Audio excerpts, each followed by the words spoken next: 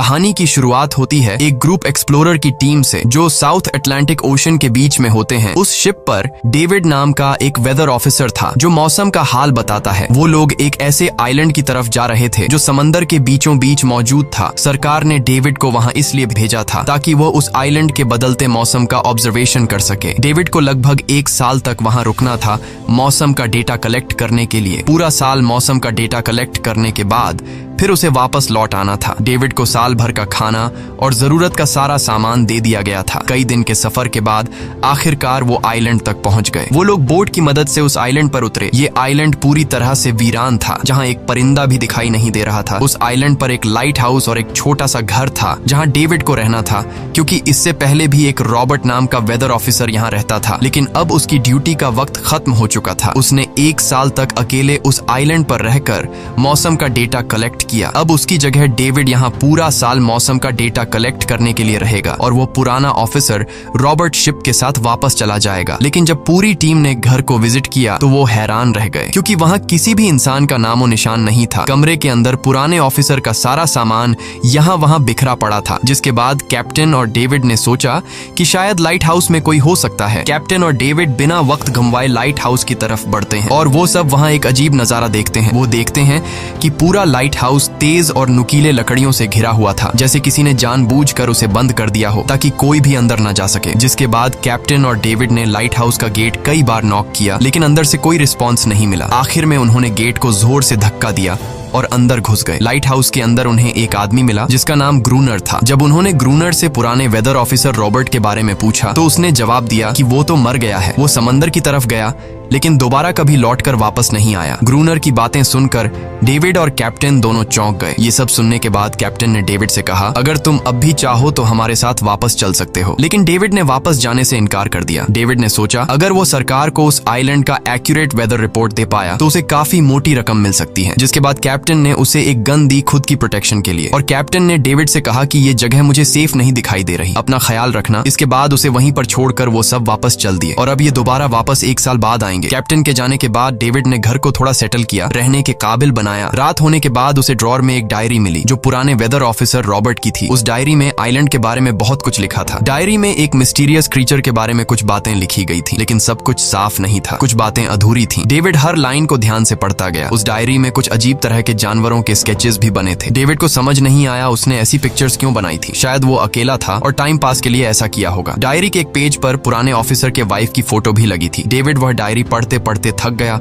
और धीरे धीरे उसकी आंख लग गई। अगली सुबह डेविड ने मौसम का डेटा कलेक्ट करना शुरू कर दिया, लेकिन समंदर के पास पहुंचते ही उसके कदम रुक गए। उसने देखा कि चट्टानों के बीच कुछ पत्थर अजीब तरीके से सजाए गए हैं और उनके बीच शेल्स रखे थे अजीब से पैटर्न में। डेविड ने सोचा शायद ये सब ग्रूनर ने किया है। वो ये सोचकर दोबारा अपने काम में लग गया। काम के दौरान जब उसने दूरबीन से लाइट हाउस की तरफ देखा तो उसे ग्रूनर के साथ एक और इंसान भी दिखाई दिया, लेकिन पलक झपकते ही वो गायब हो गया। डेविड ने दोबारा उसे देखने की कोशिश की, लेकिन फिर उसे लगा कि ये उसका वहम है। रात को डेविड अपने काम में बिजी था, तभी दरवाजे पर नॉक हुआ। उसे लगा कि शायद ये ग्रूनर है। डेविड ने उसका नाम पुकारा, लेकिन कोई जवाब नहीं मिला। हाथ में लैंप लेकर जैसे ही डेविड दरवाजे की तरफ बढ़ा तो उसके कानों में कुछ अजीब सी आवाजें गूंजने लगीं जो किसी इंसान की बिल्कुल भी नहीं थी। और फिर उसने देखा गेट के नीचे से किसी अजीबोगरीब क्रीचर का हाथ अंदर आने की कोशिश कर रहा है। वो इंसान का हाथ बिल्कुल भी नहीं था। ये देखकर डेविड के पांव तले जमीन ही खिसक गई। वो तुरंत बेसमेंट की तरफ भागा और वहां जाकर छुप गया। कुछ ही देर में वो मिस्टीरियस क्रीचर घर के अंदर घुस चुकी थी। वह छुप छुप कर डेविड को ढूंढ रही थी और डेविड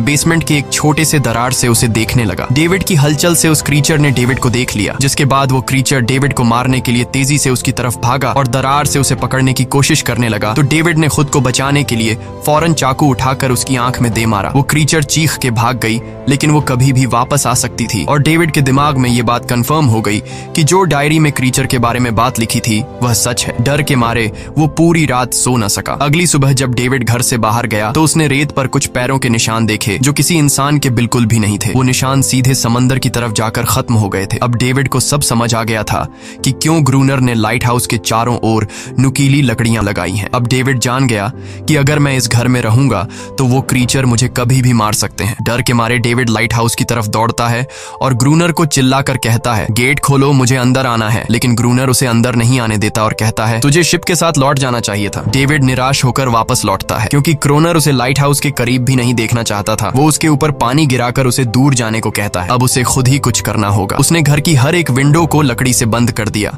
चारों तरफ नुकीली लकड़ियों से घेरा बनाया और गेट के बाहर पुराने कागज और किताबें रखी। फिर उन पर तेल छिड़क दिया ताकि अगर वो क्रीचर वापस आए तो उसे आग से डराकर भगाया जा सके। लेकिन एक बात थी जो डेविड अब तक नहीं जानता था और ये बात उसे आज रात पता चलने वाली थी। खुशकिस्मती से उसे घर के अंदर एक पुराना बॉक्स मिला। उस बॉक्स में एक गन थी और बहुत सारी बुलेट्स। ये देखकर उसे जिंदा रहने की थोड़ी सी उम्मीद मिली। जैसे जैसे सूरज ढलने लगा, डेविड के दिल में डर बढ़ने लगा। कुछ ही देर में चारों तरफ रात का अंधेरा छा गया। डेविड गन हाथ में लिए घर के एक कोने में चुपचाप बैठा था। उसकी दिल की धड़कनें तेज थीं। तभी एक अजीब आवाज सुनाई दी और जब डेविड ने खिड़की से छुपकर समंदर की तरफ देखा तो जैसे उसके पैरों के नीचे से जमीन ही खिसक गई। उसने देखा कि सिर्फ एक नहीं बल्कि पानी में से कई सारी वही अजीबोगरीब क्रीचर्स उसकी तरफ बढ़ रही हैं। कुछ ही देर में वो सब इकट्ठा होकर कमरे का गेट तोड़ने की कोशिश करने लगे। डेविड ने तुरंत गोलियां चलानी शुरू की, जिनमें से कुछ क्रीचर्स गिरकर मर गए। डेविड को लगा कि गोली की आवाज सुनने के बाद वो डरकर भाग जाएंगे, लेकिन अपने साथियों को मरता हुआ देखकर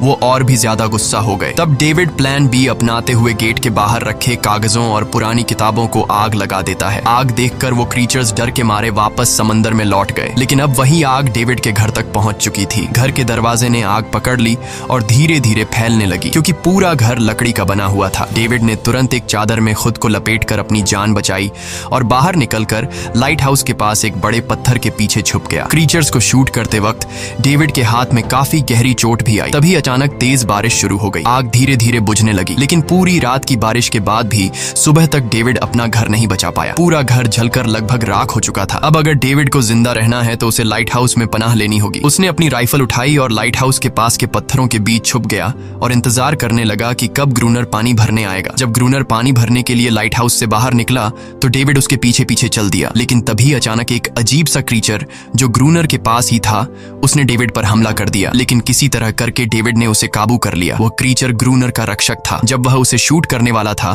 तो ग्रूनर ने तुरंत डेविड को रोका और कहा, रुक जाओ, ये मेरा पालतू है। डेविड ने गोली नहीं चलाई और मौके का फायदा उठाते हुए उसने ग्रूनर के साथ एक शर्त रखी, अगर इस क्रीचर को जिंदा रखना है तो मुझे लाइट हाउस में रहने दिया जाए, नहीं तो मैं इसे मार दूंगा। जिसके बाद ग्रूनर ने हाँ कर दी क्योंकि डेविड के पास ढेर सारा खाना और गन पाउडर था। शाम होने से पहले दोनों बचा हुआ खाना लेकर लाइट हाउस लौट आए और वो दोनों आराम से सो गए। अगली सुबह वो क्रीचर चुपचाप डेविड का हाथ चाट रहा था। जब डेविड नींद से जागा तो उसने देखा कि इस क्रीचर के चाटने की वजह से उसका हाथ पूरी तरह से ठीक हो चुका है। ये सब देखकर डेविड हैरान हुआ। डेविड अब क्रोनर से इस क्रीचर के बारे में और जानना चाहता था और फिर ये सब दुनिया के सामने लाना चाहता था क्योंकि ये किसी जादू से कम नहीं था। डेविड ने सोचा, अगर इस क्रीचर का राज दुनिया के सामने हम लाते हैं तो डेविड और क्रोनर दोनों बहुत सारा पैसा और नाम कमा लेंगे। लेकिन क्रोनर को ये सब नहीं चाहिए था। वो इस आइलैंड से कहीं नहीं जाना चाहता था। क्रोनर का अब इस दुनिया में कोई नहीं बचा था। उसके लिए ये आइलैंड परफेक्ट था जहां वो अपने आप को एक किंग समझता था और अपनी मर्जी का मालिक। इसी वजह से उसने आइलैंड के कई हिस्सों में लिख दिया था, क्रोनर यहाँ का बादशाह है। लेकिन डेविड को ये समझ नहीं आ रहा था कि ये अजीब सी क्रीचर क्रोनर की फालतू कैसे बनी। तो क्रोनर ने बताया कि एक बार क्रोनर ने उसकी जान बचाई थी। वो गलती से उसके फिशिंग नेट में फंस गई थी। तब ये क्रीचर छोटी थी और उस दिन के बाद से वो क्रोनर के साथ ही रह गई। उसकी हर बात माननी शुरू कर दी। लेकिन क्रोनर एक सख्त इंसान था। वो इस क्रीचर के साथ बहुत बुरा बर्ताव करता था। क्रोनर हर दिन इस क्रीचर के साथ फिजिकल रिलेशन रखता था। क्रोनर ने बताया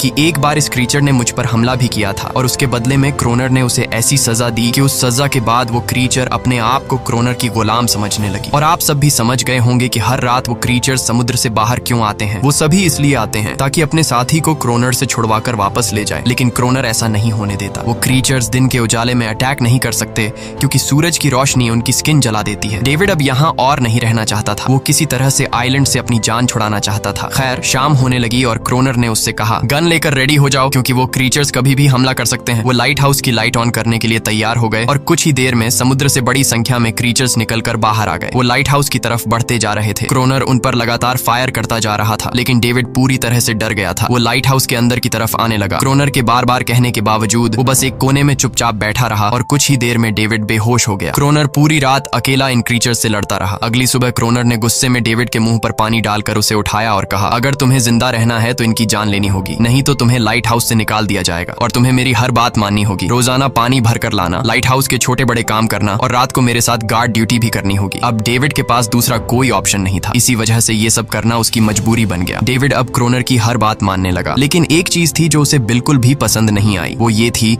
कि हर रोज उस फीमेल क्रीचर को अलग अलग तरीकों से फिजिकली टॉर्चर करना। रात होती है, दोनों फिर से गार्ड ड्यूटी के लिए तैयार हो जाते हैं और एक बार फिर वो क्रीचर समुद्र से निकलकर बाहर आते हैं। लेकिन आज डेविड को डर नहीं लग रहा था। उसने क्रीचर पर फायरिंग शुरू की, मगर आज क्रोनर कुछ भी नहीं कर रहा था। वो डेविड को बाहर छोड़कर लाइट हाउस का गेट बंद कर देता है और खुद चुपचाप अंदर बैठ जाता है ताकि डेविड खुद सीख सके कि इन क्रीचर से कैसे लड़ा जाता है। इसी तरह डेविड को लड़ते लड़ते वो रात कट जाती है और सुबह हो जाती है। सुबह क्रोनर ने देखा कि डेविड लाइट हाउस के गेट के बाहर खून में लथपथ बैठा था। अब उसने सीख लिया था कि इन क्रीचर्स से कैसे लड़ना है। इसी तरह समय गुजरता गया, रातों को इन क्रीचर्स से लड़ते हुए और दिन भर क्रोनर के लाइट हाउस के काम संभालते हुए। ये आइलैंड अब उसके लिए एक बंद घर जैसा हो गया था। वो हर वक्त सोचता रहता था कि कब ये जगह छोड़कर आजादी की सांस लेगा। समय के साथ साथ डेविड का उस फीमेल क्रीचर के साथ एक अजीब सी दोस्ती बन गई थी। डेविड को उसके लिए अब बुरा लगने लगा था। अब उसे समझ आया कि अपने लोगों को छोड़कर अकेला रहना कितना मुश्किल होता है। शायद वो क्रीचर भी कुछ ऐसा ही महसूस करती थी। डेविड ने उस क्रीचर को एक नाम भी दिया, अनारियस। इसी तरह से दिन गुजरते गए और फिर एक दिन उन्होंने देखा कि इन क्रीचर्स के अटैक्स धीरे धीरे कम हो रहे हैं। डेविड सोचता है शायद सर्दियों में वो कहीं और चले जाते हैं या फिर शायद उन्हें समझ आ गया था कि इन दोनों से लड़कर कुछ हासिल नहीं होगा। लेकिन क्रोनर ने उससे कहा कि ऐसा बिल्कुल नहीं है, वो फिर से अटैक करेंगे। अब वो अपनी संख्या बढ़ा रहे हैं। कुछ और दिन ऐसे ही गुजर गए। एक रात डिनर के बाद क्रोनर और डेविड ने टाइम पास के लिए चेस खेलना शुरू किया, लेकिन यहीं पर क्रोनर से एक बड़ी गलती हो गई। वो दोनों खेल में इतने उलझ गए कि लाइट हाउस की लाइट्स ऑन करना ही भूल गए। अंधेरे का फायदा उठाकर क्रीचर्स ने उन पर अटैक कर दिया। डेविड ने देखा कि क्रीचर्स की संख्या इतनी ज्यादा थी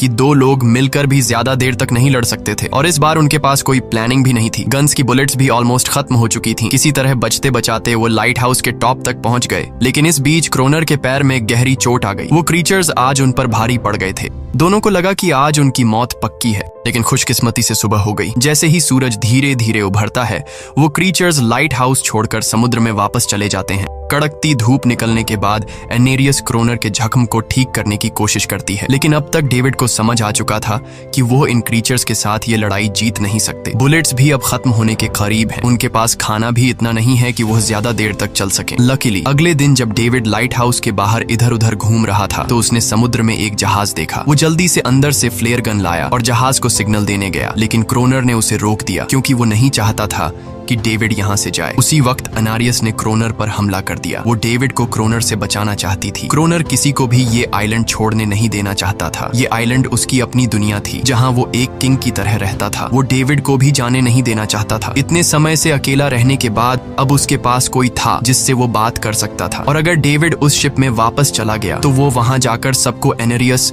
और उनके बारे में बता देगा। इसलिए अब डेविड यहाँ से नहीं जा सकता। धीरे धीरे वो शिप डेविड की आंखों के सामने समुद्र में गायब हो गई। अब उसके पास कुछ भी करने को नहीं था। कुछ और दिन ऐसे ही बीत गए। क्रोनर अब भी डेविड और अनारियस दोनों के साथ बुरा बर्ताव कर रहा था, लेकिन अनारियस को वो खास तौर पर मारता था, जो डेविड को बिल्कुल पसंद नहीं था। एक दिन डेविड ने अनारियस को एक छोटी टॉय बोट गिफ्ट में दी जो उसने किसी मछली की हड्डी से बनाई थी। लेकिन जब अनारियस ने उस बोट को देखा तो वो डेविड को आइलैंड के एक ऐसे कोने में ले गई जहाँ सचमुच एक असली बोट रखी थी। जब डेविड ने इस बोट के बारे में क्रोनर से पूछा तो उसने कहा हाँ, उसे पहले से पता था कि आइलैंड के इस हिस्से में एक बोट है। क्रोनर कहता है कि कुछ लोग इस आइलैंड तक बोट के जरिए अपनी जान बचाने आए थे, लेकिन सुबह होने से पहले उनमें से कोई भी जिंदा नहीं बचा। सबको इन क्रीचर्स ने मार दिया। वो सब शिप में गोला बारूद ले जा रहे थे, लेकिन समुद्र में आए तूफान की वजह से उनका शिप इसी आइलैंड के पास डूब गया। ये सब सुनते ही डेविड के दिमाग में एक आइडिया आया। उनके पास एक डाइविंग सूट जैसा कुछ था। डेविड ने कहा कि अगर हम दोनों में से कोई उस सूट को पहनकर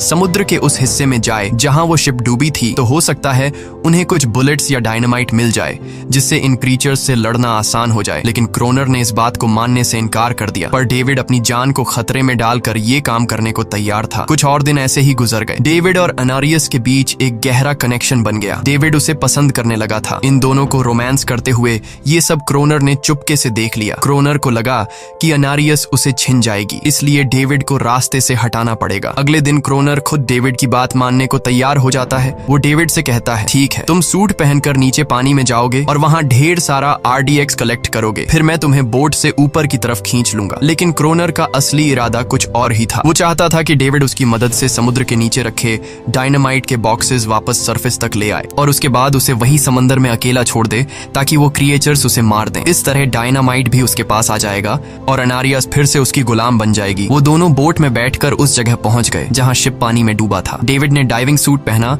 और समंदर के नीचे उतर गया। नीचे जाने के बाद डेविड ने देखा कि शिप पूरी तरह तबाह हो चुकी है, लेकिन उसकी किस्मत अच्छी थी कि उसे कुछ डायनामाइट के बॉक्स मिल गए। लेकिन तभी अचानक कुछ क्रिएचर उसके सामने आ गए। क्रिएचर्स को देखते ही डेविड घबरा गया और नीचे गिर पड़ा। वो डाइविंग सूट इतना भारी था कि वह हिल भी नहीं पा रहा था और डेविड क्रोनर को ऊपर सिग्नल भी नहीं भेज पाया। क्रोनर को लगा कि शायद वह क्रिएचर्स डेविड को मार चुके हैं, लेकिन असल में वो तो सिर्फ 2 छोटे बच्चे थे। डेविड ने जैसे तैसे करके अपना डाइविंग सूट वहीं छोड़ दिया और ऊपर सतह तक खुद को पहुंचाया। उन्हें वहां कुछ पुराने बॉक्स मिले जिनमें डायनामाइट था। इसके बाद यह दोनों काम पर लग गए। उन्होंने लाइट हाउस के आसपास 2 लेयर्स में डायनामाइट बिछा दिया ताकि जब अगला हमला हो तो वे मॉन्स्टर्स को एक ही बार में खत्म कर सकें। कुछ महीने बीत गए और बर्फबारी का मौसम आया, लेकिन एक बार फिर वो क्रिएचर्स गायब हो गए। अचानक से अटैक बंद हो चुके थे, जैसे क्रिएचर्स को खबर मिल गई हो कि उनके लिए जाल बिछाया गया है, इसीलिए अब वो अटैक नहीं कर रहे थे। क्रोनर को लगा कि शायद अनारियस ने उन क्रिएचर्स को खबरदार कर दिया है, जिसकी वजह से वो अनारियस पर जुल्म करने लगा, लेकिन डेविड ने उसे रोक लिया। आखिर में दोनों ने मिलकर एक नया प्लान बनाया, लाइट हाउस का मेन गेट खुला छोड़ने का, ताकि जैसे ही वो क्रिएचर्स पास आए डायनामाइट से उन सबको उड़ा दिया जाए। डेविड ने चालाकी से काम लेते हुए अनारियस को लाइट हाउस के टॉप पर चीखने को कहा। एनरिस की आवाज सुनते ही सभी क्रिएचर्स गुस्से से भड़क उठे। क्रिएचर्स ने जब देखा कि लाइट हाउस का मेन गेट खुला हुआ है तो उन्हें लगा कि यह अच्छा मौका है अनारियस को छुड़ाने का, लेकिन असल में यह उनके लिए एक चाल थी। कुछ ही देर में वह क्रिएचर समंदर से बाहर निकलने लगे। वे सीधे मेन गेट की तरफ बढ़े और अंदर घुसते ही डेविड पर हमला कर दिया। डेविड भी हिम्मत दिखाता है और क्रिएचर से जान छुड़ा लेता है। जैसे ही वे सभी क्रिएचर लाइट हाउस के पास पहुंच जाते हैं तो क्रोनर डायनामाइट का लीवर दबा देता है, लेकिन ब्लास्ट नहीं होता। असल में डेविड ने उसका कनेक्शन खोल दिया था और क्रोनर उसे दोबारा लगाना भूल गया था। डेविड तुरंत ऊपर भागता है और डायनामाइट का वायर जोड़ना शुरू करता है। तब तक वो क्रिएचर्स लाइट हाउस पर चढ़ने की कोशिश कर रहे होते हैं, जिन्हें सिर्फ अकेला क्रोनर रोकता है। जैसे ही कनेक्शन पूरा होता है डेविड पहला लेयर उड़ा देता है, जिससे कई क्रिएचर्स ब्लास्ट में खत्म हो जाते हैं, लेकिन अभी भी काफी मॉन्स्टर्स लाइट हाउस पर हमला करने के लिए तैयार होते हैं। इस वजह से क्रोनर दूसरा लेयर भी ब्लास्ट कर देता है। दोनों उस जोरदार धमाके में बेहोश हो जाते हैं। अगली सुबह जब दोनों होश में आए तो उन्होंने देखा कि एनरियस वहां नहीं थी। ब्लास्ट में चारों तरफ मरे हुए क्रिएचर्स पड़े थे। क्रोनर उन सबको मार रहा था जो जख्मी हालत में जिंदा बचे थे। तभी डेविड की नजर उनमें से एक के गले में लटके एक नेकलेस पर पड़ी। उस क्रिएचर को तड़पता हुआ देखकर डेविड को उस पर तरस आ जाता है और उसे अपनी गलती का एहसास हो जाता है। जिन क्रिएचर्स को वह अब तक खूंखार समझते आए थे वो भी इंसानों की तरह थे, सिर्फ बोल नहीं सकते थे। लेकिन क्रोनर के लिए यह सब बेकार बातें थी। उस दिन के बाद वह क्रिएचर्स फिर कभी अटैक नहीं कर पाए, लेकिन हर दिन समंदर के किनारे से रोने की आवाजें आती थीं। डेविड को अब तक नहीं पता था कि उन्होंने कितना बड़ा नुकसान कर दिया था, कितनी फैमिली टूट गई, कितने बच्चों ने अपने लोग खो दिए, सिर्फ एक गलतफहमी की वजह से। अगले दिन डेविड ने समंदर में उन क्रिएचर्स के कुछ छोटे छोटे बच्चों को देखा, वो सब जिन्होंने अपने परिवार खो दिए थे। डेविड ने पत्थरों का एक गोल सर्कल बनाया और उसके बीच में वह छोटी टॉय बोट रख दी ताकि एनरिस उसे देखकर वापस लौट आए। डेविड ने कई घंटे इंतजार किया, लेकिन एनरिस कभी वापस नहीं आई। सुबह नींद से जागने के बाद डेविड ने देखा कि क्रोनर सो रहा है। क्रोनर के पास कुछ पुरानी चीजें रखी थीं, उनमें एक पुरानी तस्वीर भी थी और जैसे ही डेविड ने उस तस्वीर को देखा वह हैरान रह गया। वह लड़की जिसका फोटो उसने पहले दिन पुराने ऑफिसर रॉबर्ट की डायरी में देखा था वह कोई और नहीं बल्कि क्रोनर की पत्नी थी और फोटो में क्रोनर उसके साथ खड़ा था। असल में 1 साल पहले आए वेदर ऑफिसर रॉबर्ट मरा नहीं, बल्कि उसने अपनी पहचान बदल दी थी, यानी क्रोनर ही वेदर ऑफिसर रॉबर्ट है, बस उसने अपना नाम बदल लिया था क्योंकि अब वह कभी इस आइलैंड को छोड़ना नहीं चाहता था। ये सब देखकर डेविड ने भी यह उम्मीद छोड़ दी कि वह कभी इस आइलैंड से जा पाएगा। अगले दिन शाम को जब डेविड समंदर के किनारे गया उसने देखा कि उस सर्कल में रखी छोटी बोट अब वहां नहीं थी, लेकिन उसी जगह पर उसने एक क्रीचर का छोटा सा बच्चा देखा जिसके हाथों में वह बोट थी। डेविड ने अपने हाथ में जलती हुई लकड़ी को उस सर्कल के बीच में फेंक दिया ताकि वह दिखा सके कि उसका इरादा लड़ने का नहीं है और उसे किसी को खतरा महसूस न हो। वह उनके साथ दोस्ती करना चाहता था। कुछ ही देर बाद समंदर की लहरों से एनारिस निकलती है और उसके पीछे पूरा क्रीचर्स का ग्रुप भी समंदर से बाहर आता है, लेकिन इस बार परिवार कोई भी डेविड पर अटैक नहीं करता, क्योंकि वे भी अब शांति चाहते हैं। उनका इरादा सिर्फ एक सुरक्षित जगह पाने का था अपने बच्चों के लिए। लेकिन तभी वहां क्रोनर हाथ में बंदूक लिए पहुंच जाता है। क्रोनर को लगता है कि अगर शांति हो गई तो उसे सबसे ऊपर होने का एहसास कैसे होगा। डेविड उसे समझाने की कोशिश करता है कि ये क्रीचर्स लड़ना नहीं चाहते, ये शांति चाहते हैं। लेकिन क्रोनर किसी की नहीं सुनता। वो एनेरियस से चिल्लाकर कहता है, अंदर चली जाओ। लेकिन ये पहली बार था कि एनेरियस ने उसकी बात नहीं मानी, क्योंकि अब वह उसकी नौकरानी नहीं थी। यह देखकर क्रोनर को लगता है कि अब इस आइलैंड पर उसकी बादशाहत नहीं रही। क्रोनर खुद को अंदर से कमजोर महसूस करने लगता है, क्योंकि अब कोई भी उसका हुक्म नहीं मान रहा था। गुस्से में उसने लाइट हाउस की तरफ कदम बढ़ाए। डेविड को लगा शायद क्रोनर को अब समझ आ गया होगा कि हर एक जानवर आजादी चाहता है, कोई भी किसी का गुलाम बनकर नहीं जीना चाहता। लेकिन क्रोनर के सर से बादशाहत का भूत कहां उतरने वाला था। जैसे ही वह लाइट हाउस पहुंचा, उसने सिग्नल गन से एक फ्लेयर छोड़ी, जो सीधा जाकर एक क्रीचर के बच्चे से टकरा गई। उस बच्चे की तुरंत मौत हो गई। सभी क्रीचर्स डर के मारे भाग गए और एनेरियस ने भी डेविड पर अपना पूरा भरोसा खो दिया। गुस्से से पागल डेविड तुरंत लाइट हाउस की तरफ भागता है क्रोनर को सबक सिखाने। डेविड उससे लड़ने लगता है, क्यों किया तूने ये सब? ये लोग तो बस शांति चाहते थे। लेकिन क्रोनर इतना हिंसक हो चुका था कि उसने डेविड को मारने का फैसला कर लिया। वह हाथ में लोहे का रॉड लेकर जैसे ही डेविड पर वार करने जा रहा था, डेविड ने उसे उसके असली नाम से पुकारा और कहा, रुक जाओ रॉबर्ट, तुम खूनी नहीं हो। ये सुनकर क्रोनर एकदम रुक गया। असल में रॉबर्ट ऐसा इंसान कभी था ही नहीं। इस आइलैंड पर आने के बाद अकेले रहने की वजह से उसकी मेंटल हेल्थ बिगड़ चुकी थी। अकेलापन, अपनी पत्नी की मौत और गहरा डिप्रेशन, इन सब ने उसे ऐसा बना दिया था। वह असल में कोई किलर नहीं था, वह एक अच्छा इंसान था। क्रोनर को एहसास हुआ कि ये क्रीचर्स कभी लड़ना नहीं चाहते थे, वे बस शांति चाहते थे। क्रोनर ने उन्हें सिर्फ इसलिए मारा ताकि वह खुद को पावरफुल दिखा सके। और अब क्रोनर को अपनी गलती का एहसास हो चुका था, इसीलिए उसने खुद को उन क्रीचर्स के सामने सरेंडर कर दिया और कुछ ही पलों में उन्होंने उसे मार दिया। डेविड लाइट हाउस के अंदर खुद को लॉक कर लेता है। समय ऐसे ही बीतता चला जाता है और 1 साल बाद आइलैंड पर एक गवर्नमेंट अफसर आता है, साथ में एक नया वेदर ऑफिसर भी होता है। अब नए गवर्नमेंट अफसर ने इस आइलैंड पर वेदर मॉनिटर की ड्यूटी करनी थी। जब कैप्टन पिछले अफसर के बारे में डेविड से पूछता है तो डेविड भी वही बात करता है कि वह पानी की तरफ गया था लेकिन कभी वापस नहीं आया। और वेदर ऑफिसर को भी लगता है कि डेविड ही क्रोनर है। डेविड ने भी उनकी इस गलतफहमी को ठीक नहीं किया। वह चुपचाप बालकनी पर गया और खड़ा हो गया बिना कुछ कहे, क्योंकि अब वह भी इस आइलैंड को छोड़ना नहीं चाहता था, बिल्कुल क्रोनर की तरह। इसी दौरान एनेरिस भी अपने परिवार के साथ खुश थी। अब उन्हें किसी क्रोनर जैसे आदमी का डर नहीं था। अब वे आइलैंड पर भी और समंदर में भी आजादी से जी सकते थे। इसी के साथ कहानी खत्म हो जाती है। अगर वीडियो आपको अच्छी लगी हो तो हमारे चैनल को जरूर सब्सक्राइब कीजिए।